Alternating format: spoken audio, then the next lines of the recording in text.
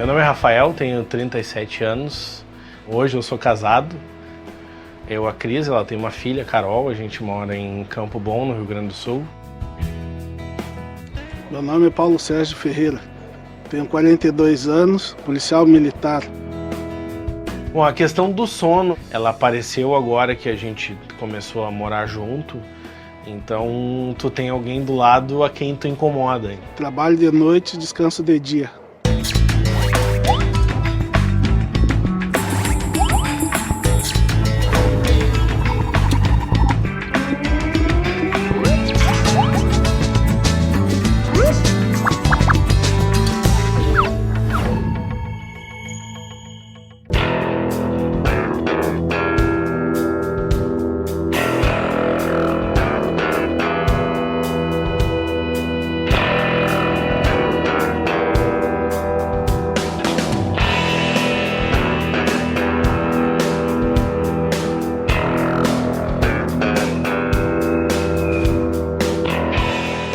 Para enfrentar o dia a dia, é preciso estar atento, disposto e de olhos bem abertos.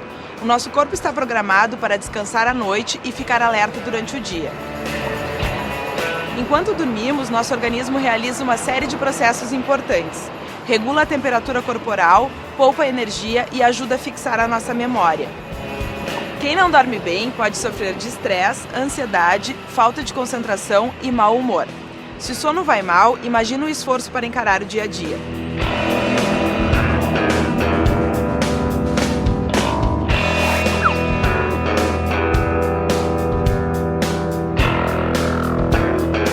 Qual é a função do sono para o nosso organismo? Ao contrário do que se pensava antes, não é um período em que a gente descansa apenas. O corpo descansa, mas o cérebro trabalha muito. Então, durante o sono, ocorre uma série de funções. O sono é uma função do cérebro. Uma série de funções. Por exemplo, hormônios são liberados durante o sono. O hormônio de crescimento, aquela história de criança dormindo cresce, tem sentido. O hormônio de crescimento é liberado durante o sono. A leptina, que é o hormônio da saciedade. Hormônios sexuais, então quem dorme mal acaba tendo problemas de libido, de impotência. Mas saber para que serve o sono é o que se estuda até hoje. A gente sabe que é importante, a gente sabe que não dormindo nós temos um prejuízo muito grande, mas não se sabe exatamente qual a função do sono. Essa é a pergunta que todos querem responder. Como é que começaram os seus problemas com o sono, Rafael? Como é que foi? Na verdade, eu só sabia do ronco. Aí, claro, com a vida conjugal, vamos dizer assim, eu já roncava na época, só que não tanto, incomodava. E aí, de uns tempos, como a gente vai ficando mais velho, eu acredito que seja isso,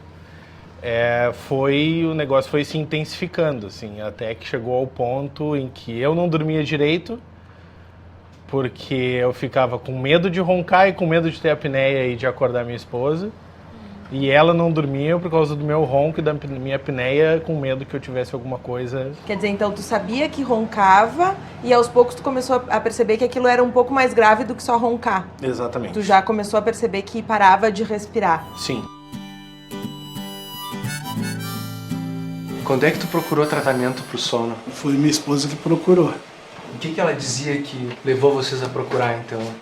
O ronco alto, muito alto, excessivo. E que durante o sono eu parava de roncar e estabilizava, ficava tudo quieto, até parecia que tinha perdido a respiração e que quando voltava era um solavanco no corpo e roncar alto de novo. O que tu notava? Ela disse que eu era bastante irritado também, que eu comecei a esquecer as coisas, às vezes até o que falava. E ela dizia assim, ué, acorda, tá roncando. Mas eu nem tô dormindo ainda. Mas já tá roncando, eu disse, tá bom. E daí até tinha épocas que eu achava, mas eu tô ficando louca, eu pensava, né? Mas ele já tava dormindo. Mas ele dizia, mas eu não tô dormindo ainda. Mas ele já tava roncando. Ou seja, ele nem sabia mais o que era um sono profundo. Né? Ele passava naquele meio sono, há anos já, provavelmente, né? E daí eu pedia muito pra ele, porque me preocupava bastante.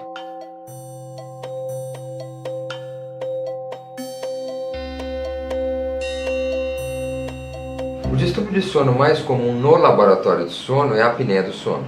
Pesquisas recentes aqui no Brasil, São Paulo basicamente, mostram mais de 30% da população adulta com apneia do sono.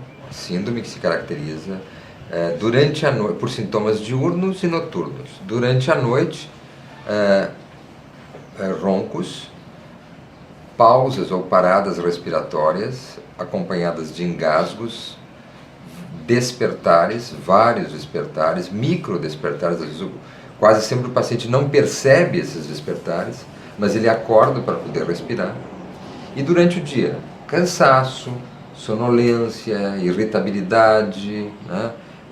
O indivíduo mais propenso a acidentes do trabalho, acidentes de carro. Até 3 anos atrás, mais ou menos, que eu trabalhava com noite, então a minha vida era uma festa, de segunda a segunda. Onde eu dormia de manhã, trabalhava de tarde e de noite. Então esse era o meu ciclo de trabalho. Trabalha durante a noite e dorme durante o dia. Isso. Ou seja, o senhor troca a noite pelo dia, ou o dia pela noite? E no dia que eu chego de serviço é fragmentado o sono, né? Aí tem que parar, tem que acordar no meio-dia e meio, mais ou menos, meia hora, fazer almoço pro guri que chega do colégio. Né? E depois do almoço, ali 1h30, vou até umas 5h30, mais ou menos, 5 horas, 5h30 dormir. Há quanto tempo que o senhor trocou a noite pelo dia? Uns 8 anos. Nós, seres humanos, fomos feitos para trabalhar de dia, ou ficarmos acordados durante o dia e dormirmos à noite.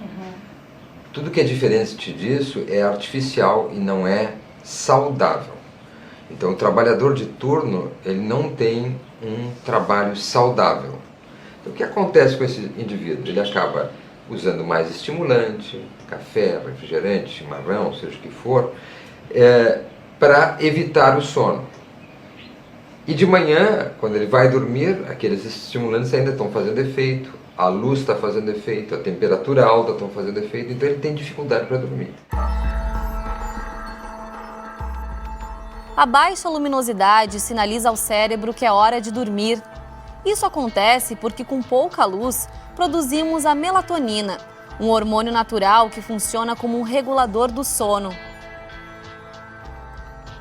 Com a exposição à luz, os índices de melatonina caem rapidamente e ficamos em estado de alerta.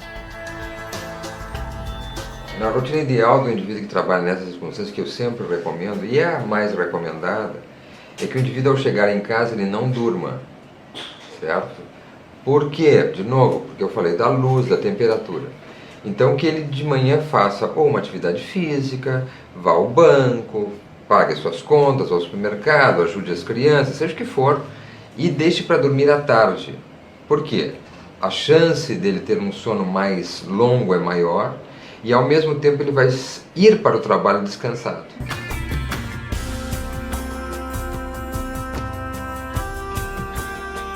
Na verdade, o exercício físico já é considerado uma das ferramentas, dos instrumentos, né, e metodologias para a minimização de alguns distúrbios do sono. Ou seja, o exercício físico diminui a ansiedade, o exercício físico altera a neurotransmissão, o exercício físico faz com que você tenha uma alteração metabólica e fisiológica e isso te ajuda no sono. Hoje, o exercício físico ele chega a ser uma das formas de intervenção para minimizar as consequências do trabalhador por turno, né? Nós temos que entender que o nosso organismo entende que a claridade é para ele ficar acordado e que a escuridão é para ele dormir e descansar. Dormir de dia nunca é igual a dormir à noite. Então, o que a gente faz? A gente usa esse efeito do aumento da temperatura, né, diversos benefícios do exercício físico para adequar melhor esse sujeito a uma jornada de trabalho noturna. Né? Ou seja, nós usamos isso de uma forma para que ele se adapte melhor à sua qualidade de vida. Chegasse a fazer alguma coisa com relação à atividade física? Eu fazia antes, né? Depois, um tempo, eu fui e larguei tudo. Tem mais ou menos uns 5 anos que eu não pratico nada. A única caminhadinha é para ir pegar o ônibus. Né? Aí agora que eu estou começando a retomar devagar de novo a parte com a caminhada. Né? Durante o exercício, ativamos mecanismos termorregulatórios do corpo. Perdemos calor e, ao mesmo tempo, aumentamos a temperatura corporal. Essa combinação facilita o início do sono. Quando praticamos uma atividade física, liberamos no cérebro a serotonina, um neurotransmissor que ajuda na regulação do sono. O corpo também é estimulado a repousar para restaurar os tecidos e conservar a energia. Desde que tu te casou, tá havendo uma preocupação maior com a saúde, uma busca por melhoras. Começou pelo tratamento da apneia do sono. Talvez por essa dificuldade que eu tivesse de emagrecer, quando eu comecei o tratamento com a apneia, o médico falou assim, talvez agora vai ser mais fácil. Então, outra coisa que a gente sabe que é muito importante para o tratamento da apneia do sono é perder peso, né? Sim. Até porque é uma questão bem mecânica, né? Quem tem muita gordura, acúmulo de gordura no pescoço, pescoço muito curto, obstrui a via aérea. Pesa e obstrui. Ronca mais e tem mais apneia. À medida que você faz o exercício físico, você entra mais em sono delta, aquele antigo sono 3 e 4. Né? E é nessa fase do sono que você libera o GH, que é o hormônio do crescimento. E esse GH faz todo o nosso processo anabolizante. Nós temos, por exemplo, na apneia do sono, principalmente com a redução de peso, né, de massa de gordura. E aí, com isso, à medida que ele perde peso, ele também vai diminuir e vai reduzir os seus distúrbios do sono. Eu não sei quanto eu precisaria emagrecer para deixar de usar a bombinha. Porque a ligação dela com a gordura e com a obesidade é muito grande. Olha, tem que mudar a minha qualidade, tem que caminhar, tem que fazer um exercício, a alimentação, cuidar da alimentação. O cara não dá bola até ter o problema.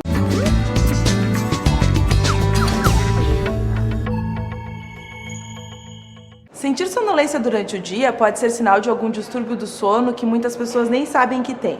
Como anda o seu sono? Eu durmo o suficiente. Eu dormindo 6 horas pra mim tá resolvido. Eu durmo 11 horas por dia. Eu acabo dormindo 9 horas da noite e acordo às 6 da manhã, então dá pra dormir bastante e descansar legal. Eventualmente meu marido ronca. Se eu ronco eu não sei, mas eu durmo com alguém que graças a Deus não ronca. Como eu trabalho à noite, eu tenho que recuperar o sono durante o dia e isso acaba que eu não consigo recuperar o sono como deveria.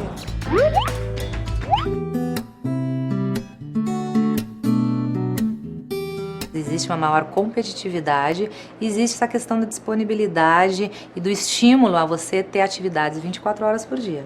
Então tudo isso estimula o indivíduo àquela coisa, chegar tarde da noite, continuar, tem serviços, né? E cada vez mais as pessoas estão diminuindo o número de horas de sono, né, em prol de trabalhar melhor, de aproveitar, depois quer sair e tal. Então existe essa crescente tendência das pessoas dormirem cada vez menos e de dormir cada vez pior. Pior, ter mais queixas de insônia, que é a dificuldade em iniciar o sono. Para dormir melhor, tem alguns cuidados à noite. Evite atividades estimulantes e barulhentas. Não faça atividades físicas logo antes de deitar. Prefira alimentos leves e evite alimentos e bebidas estimulantes, como chás, cafés e chocolate. Vá para a cama somente no horário de dormir e tenha um horário regular para deitar e acordar. Durma em local calmo, silencioso, com pouca luz e sem ruído. Então a coisa foi se agravando, tu parava muitas vezes de respirar à noite, roncava muito e resolveu procurar o médico. Isso, aí eu me lembro que na época eu já tinha ouvido falar de entrevistas, visto na TV e tal, da clínica do sono no hospital da PUC. E aí eu fui lá consultar, o doutor aí pediu para mim fazer uma, como é o nome? Polissonografia. E aí eu fui passar uma noite numa clínica cheio de fiozinhos pendurados, com máscaras, enfim, com um monte de coisa pendurado no corpo. E aí nesse exame que veio o susto, onde dizia que eu tinha 61 apneias em 1 minuto, ou seja, era mais de uma apneia por segundo. E aí o médico disse, olha, o teu caso, mesmo que ele fosse 50% melhor, ele ainda seria grave. A polissonografia, como o nome diz, poli, muitos, grafia, registros, muitos registros. Então é um exame em que nós registramos atividade cerebral, atividade ocular, atividade muscular, respiração pelo nariz, pela boca. Usamos faixas no tórax e no abdômen, registro da atividade nas pernas, eletrocardiograma, saturação do oxigênio através de um oxímetro no dedo. Então são múltiplos registros. Olha, no dia, parecia que eu não dormi nada. Para mim, eu não dormi nada. Mas para quem realizou o exame e tanto médico, disse que eu dormi, né? E onde acusou que a minha não era grave, era gravíssima. E por que era gravíssima? Conforme ele, por números, 39 paradas respiratórias por hora é grave. Certo. E a minha era 102,1 parada respiratória. Ou seja, tu tinha mais de 100 episódios durante a noite, na verdade, durante por o hora, dia. Por hora. Por hora. Por hora. A apneia você tem que individualizar, porque tem que ver, às vezes, tem que começar a avaliar desde avaliar a parte nasal, se a pessoa tem problemas nasais. Uma apneia importante, em geral, é o uso de um aparelho à noite. Tem 2 tipos de aparelhos já bem estabelecidos. O CPAP, que é uma máscara nasal que manda ar lá para dentro, e um aparelhinho de dentista, que é o aparelho intraoral, que é uma plaquinha usado para ronco ou apneia leve. Então o indivíduo tem que ser avaliado para ver as condições associadas, né? Tem excesso de peso, tem que perder peso, tem problema nasal, tem que tratar e indicar um desses tratamentos. Então ele tem que ir no especialista para ver a indicação melhor para ele. Quando dormimos, a musculatura da via respiratória relaxa naturalmente. Quem sofre de apneia do sono tem tecidos em excesso nessa região e o relaxamento da musculatura fecha a via aérea, impedindo a passagem de ar. A máscara, conhecida como CPAP, é ligada a um compressor que injeta ar sob pressão até o pulmão, evitando que a via aérea feche, impedindo que a pessoa tenha uma parada respiratória durante a noite. Então, para ti foi indicado o uso do CPAP, né, em função de uma apneia do sono grave. Isso. E aí, como é que foi a adaptação ao CPAP? Que isso é uma coisa que muita gente tem medo, né? Não quer nem fazer o exame da polissonografia para não descobrir que tem que usar o CPAP. O primeiro mês foi meio complicado, assim. Na verdade, não é que foi o primeiro mês, é o aprendizado de como usar ele, entendeu? Então, assim, eu sei que eu não posso colocar ele e me deitar na cama. Eu tenho que deitar, eu tenho que esperar minha rotação, vamos dizer assim, dar uma baixada, a respiração dar uma baixada e aí colocar ele para dormir. Porque se tu deitar e colocar ele e tentar respirar só pelo nariz, tu vai sentir como se estivesse com falta de ar. Sim. Mas é porque é naquele momento, ou seja, tua respiração está diferente da respiração de quando tu tá dormindo. Tem que estar bem relaxado. Então, pelo menos uns 15 minutos assim, eu preciso ficar deitado, parado, até baixar um pouco a respiração. Eu coloco ele, viro pro lado e durmo.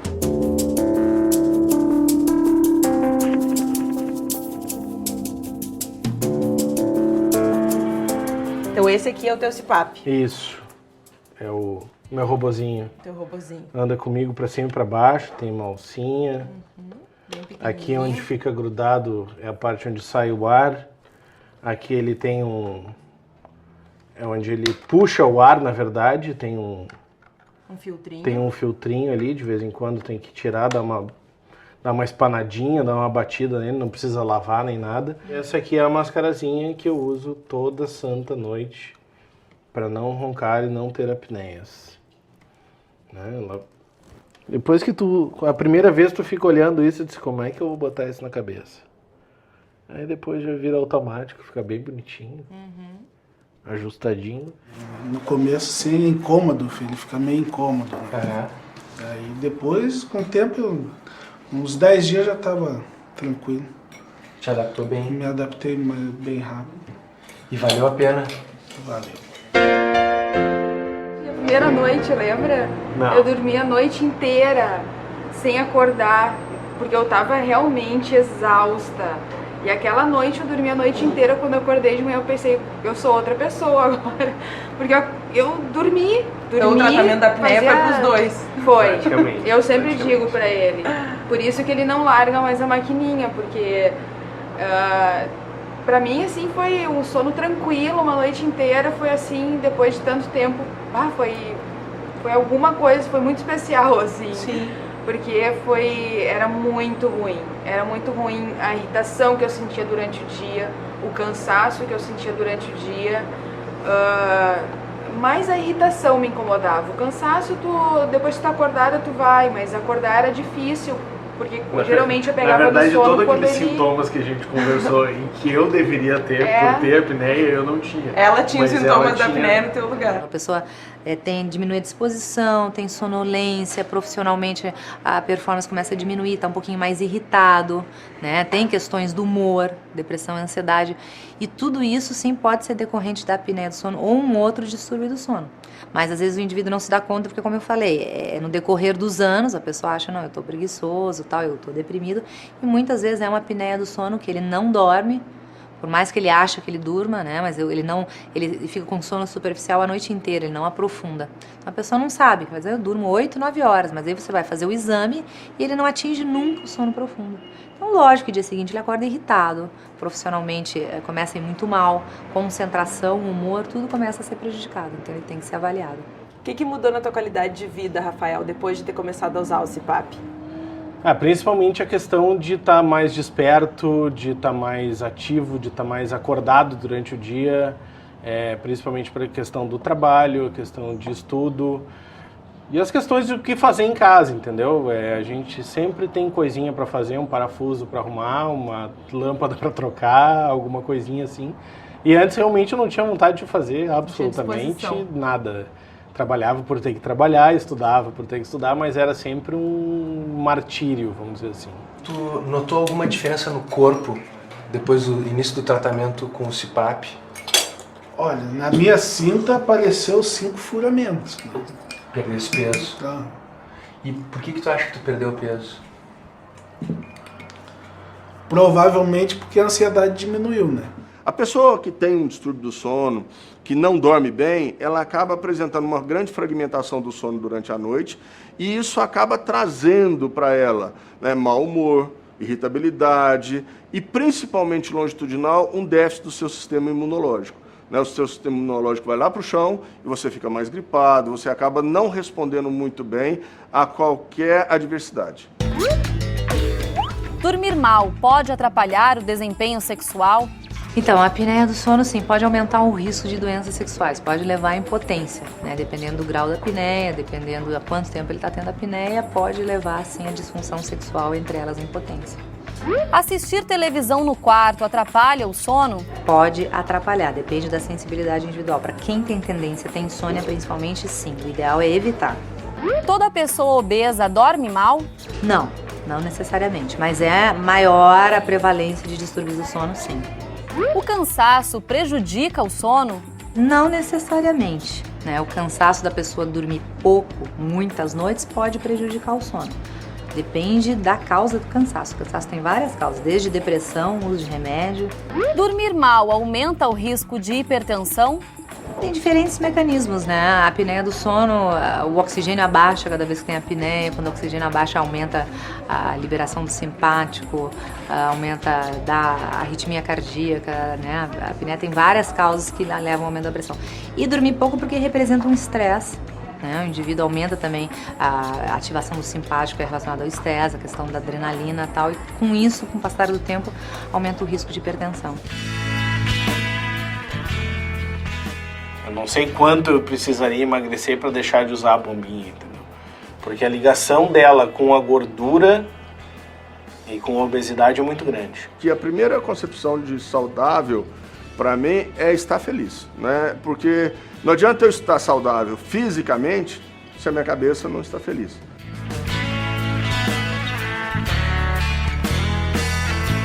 Olha, tem que mudar a minha qualidade, tem que caminhar, tem que fazer exercício, a alimentação, cuidar da alimentação. O cara não dá bola até ter o problema. Quando tu tem o problema, ultimamente eu estou me segurando de conversar com certos colegas que eu vejo eles acontecendo com eles o que está acontecendo comigo. E eu já nem procuro não falar muito para não ser aquele cara chato. O que eu acho que falta para ser saudável para mim é fazer exercício e emagrecer. Porque o emagrecimento ele vai ser uma consequência dessa mudança para a vida saudável.